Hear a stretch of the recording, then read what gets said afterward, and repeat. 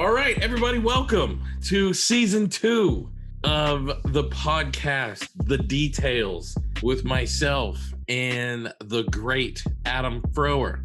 And we're super excited about season 2, where we're going to talk about things that I think are impactful in people's lives and impactful in the world. You know, Adam and I are both psychotherapists, so hopefully we can inspire the psychotherapists out there, but also provide information that inspires just everybody. Right? So what we're going to do, each episode, we're going to tackle a different topic or idea and kind of break that idea down into ways that, like I said, will hopefully impact your life, the way you live your life. And today we're going to be talking about change. And we're living in a world where a ton of change is going on right now. Like we just had a big change in America where we had a new administration, new presidential administration take over. And that process in and of itself represented a tremendous amount of change, and not just change of the administration, but also change in the historical context, because we now have a person of color sitting in the vice presidential office who's also of Asian descent. So change, and how does it happen, right? Yeah, absolutely. I also wanted to just say this process also is a symbol of change, and we want to say welcome back to those of you who were here for the last season of the podcast, but we want to say welcome to those of you who are new. It's really worth mentioning is that, yeah, Kamala Harris is new and she's a person of color, but she's also a woman, right? This is the first time in history in the United States that we have had a woman in that office of vice president. So there's huge change there. I think also as we begin this season of the podcast, it's worth also noting that it's a new year, right? So we've just changed from 2020 to 2021, which 2020 brought all kinds of change to us. And in some sense, I think 2021, it gives us an opportunity to be thinking about how do we want to harness that change that was kind of thrust upon us in 2020? And how do we want to move forward in a really purposeful way into 2021? And so I think we have huge opportunities to think about change and how change is, again, sometimes thrust upon us and sometimes chosen. So Adam, let's get into it. How do you accomplish change? You know, I think it's an excellent question. I think one of the things I guess that I would say is change is actually always happening. Things are always changing, right? We're always getting older. We're always breathing in, breathing out, right? So there is something change. Nothing is really stationary. And so I think in some sense, the question really becomes, how do I create the kind of change that I want to create? How do I harness change that's always happening and make that change that I want to happen? And so I think part of it is before we can really make the change that we want, we have to be really deliberate and thoughtful about what kind of change do we want. Can I even go a step ahead of that? You're saying we have to be deliberate and thoughtful about the kind of changes we want to have. Even one step before that, I think we have to be courageous and like dream worthy. Before we can even get to being deliberation, I think we have to be courageous and be able to dream. Because I think change first starts with a dream of things. And the reason why I say courageous is like oftentimes, and I don't know what is wrong with us as a species, but I totally think there's something wrong with us as a species, as human. But oftentimes, if you tell people about a change you want to accomplish, they will often say something discouraging about that change. So I think we first have to be able to envision or dream or just kind of be aware of what the thing is we want to see manifest in the future. And I think that's a big deal. I think that's a big step. And I think that's a super big part of this process that people don't take into account enough. And I think it has to be attached to like the deepest part of ourselves, like basically like dreaming beyond where you thought you could go. You know what I'm saying? Like, so I think the first step is, I totally agree. We have to be deliberate about the changes we want to accomplish, but we also have to be honest and audacious and courageous in our abilities to dream what those changes might be.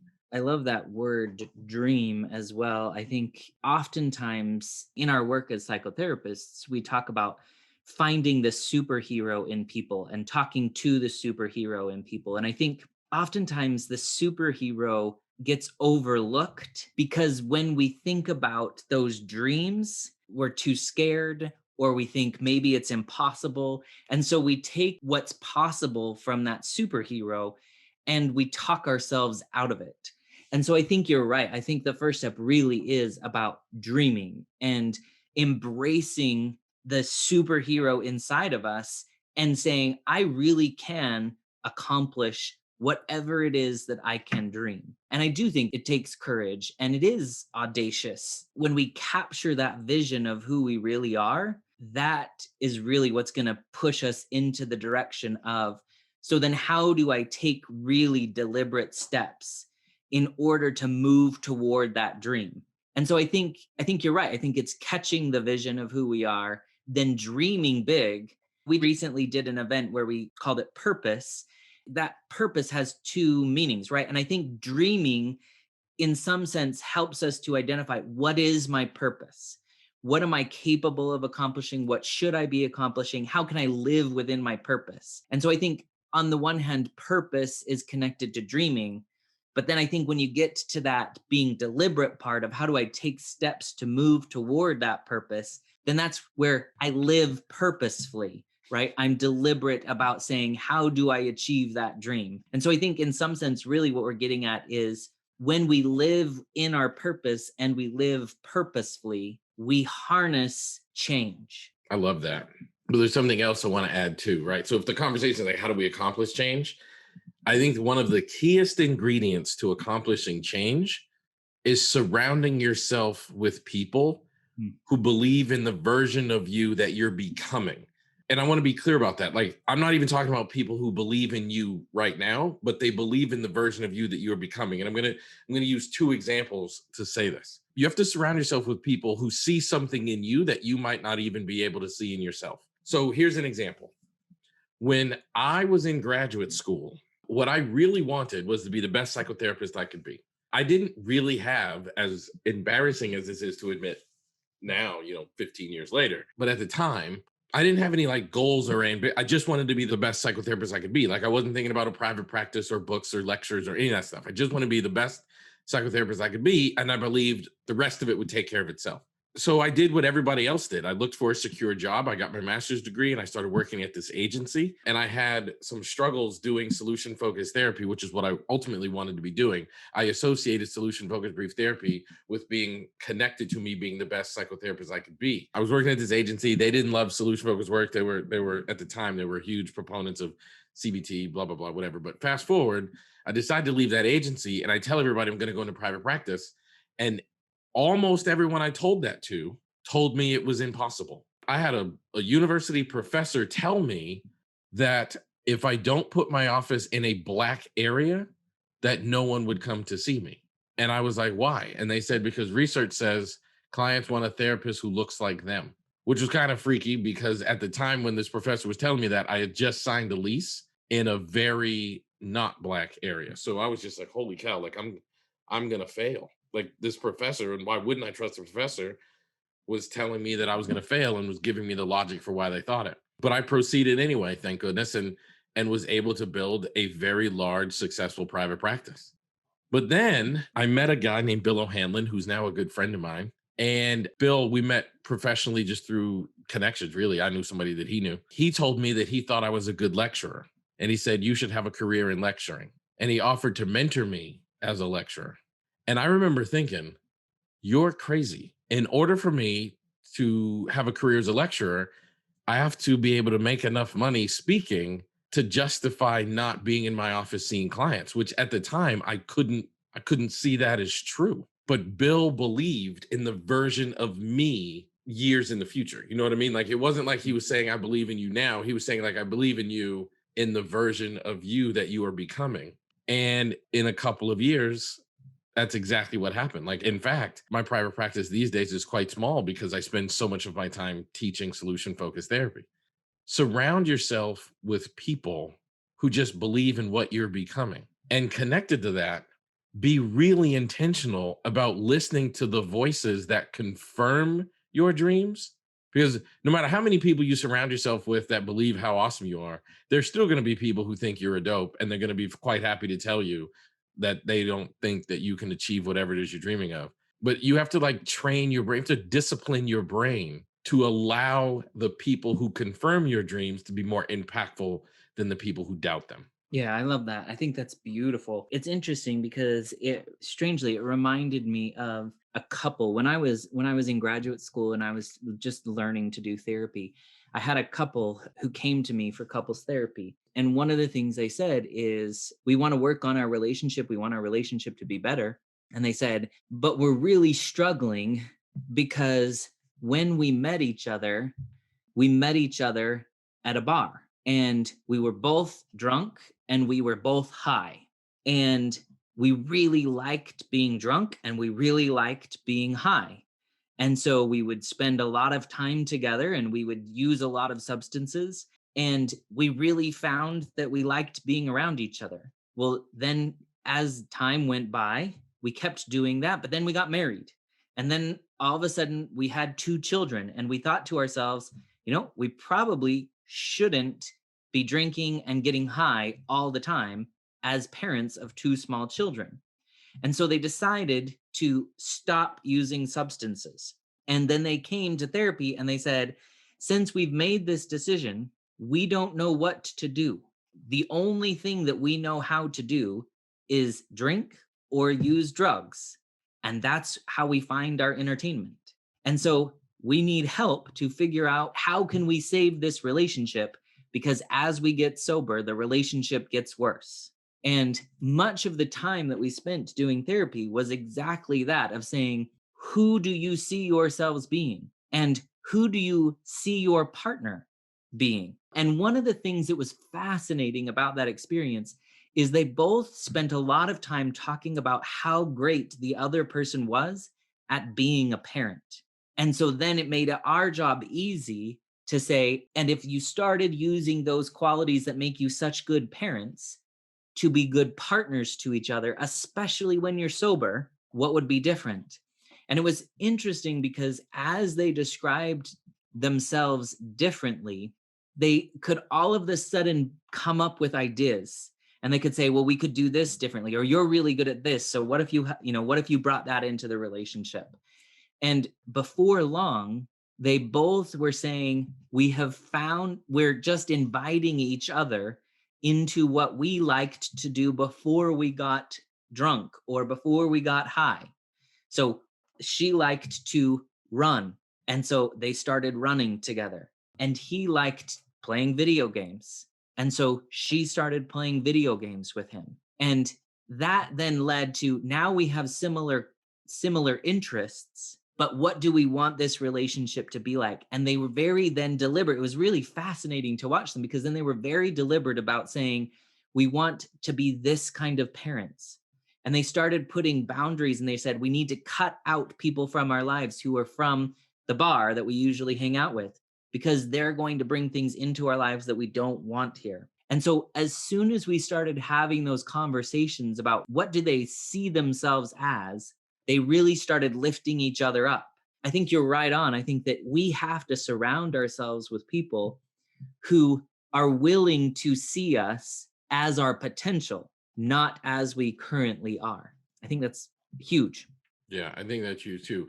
And I think one last thing I want to say about this idea of change is the importance of not giving up. I always enjoy sharing our story about how people look at us now, and we're currently running the largest solution focused training organization in the world. And we have a great team behind us that supports us in doing the work that they do to make sure that we look our very best online and that the courses we do function properly and all that kind of stuff. What they don't see is it took 10 years to get here.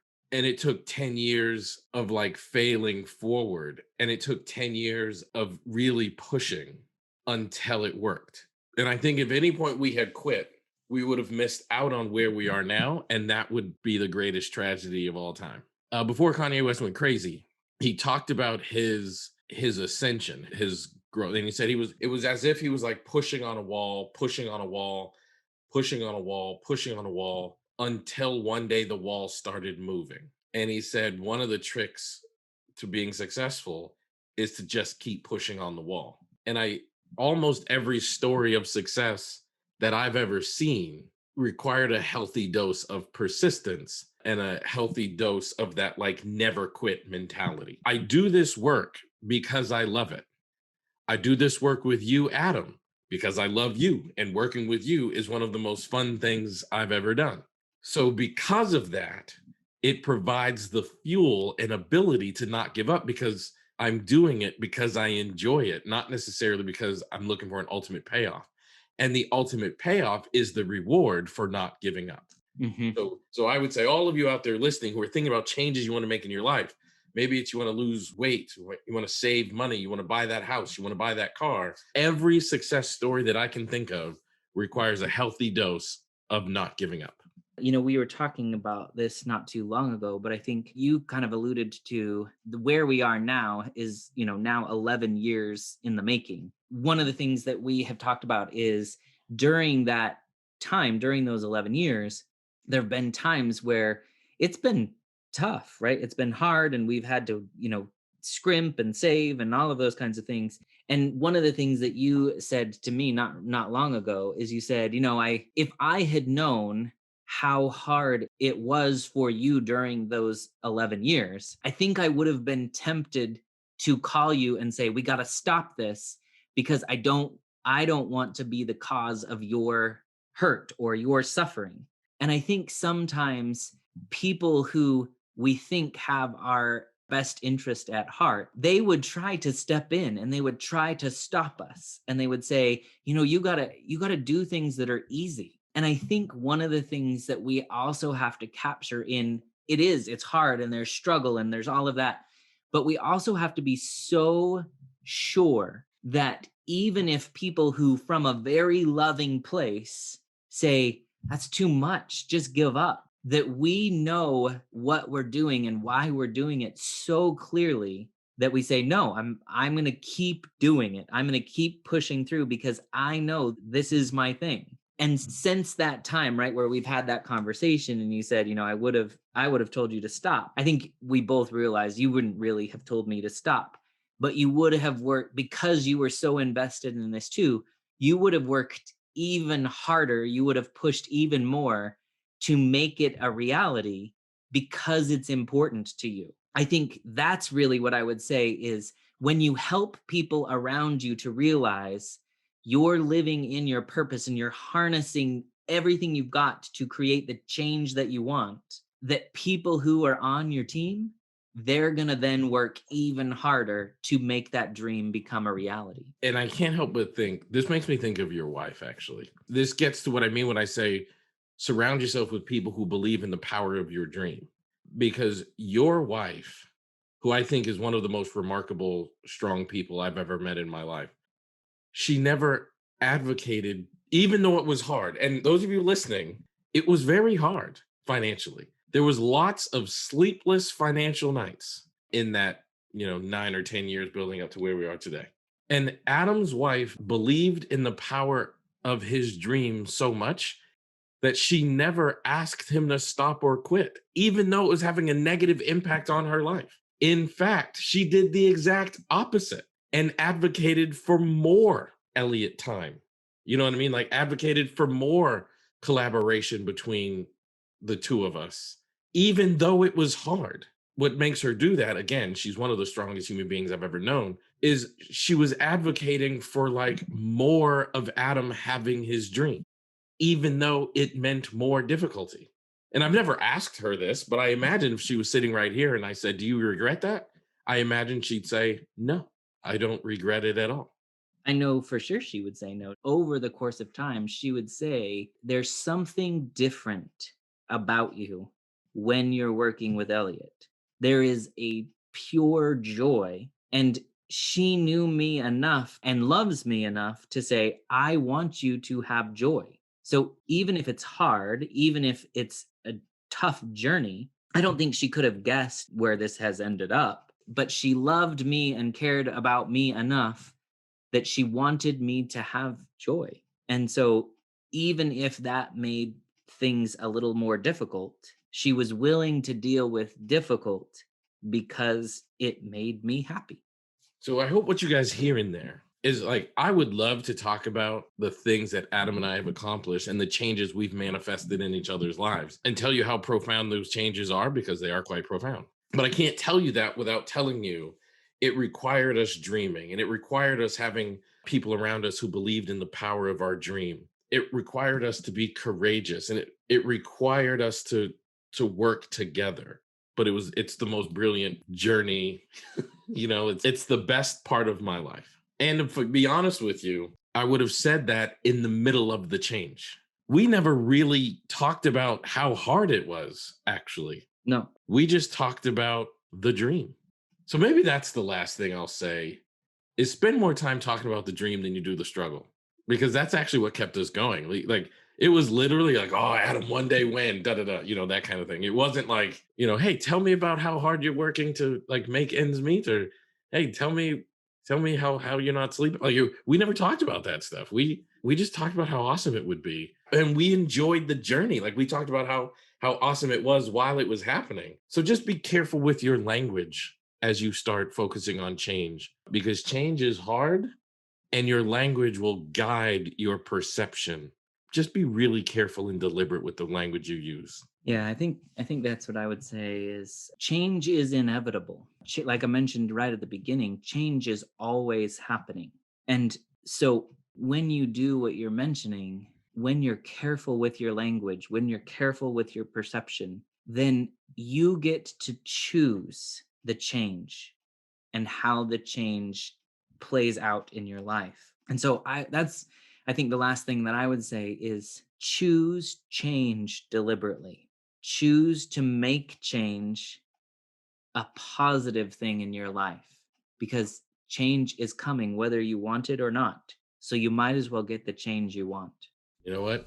I think that's a great place to end it. So everyone, what did you guys think of episode 1, season 2? Let us know in the comments. Subscribe to my YouTube channel to stay up to date on content that we released and the next episode. And we will see you next time. Thank you guys for listening. Thanks, everybody.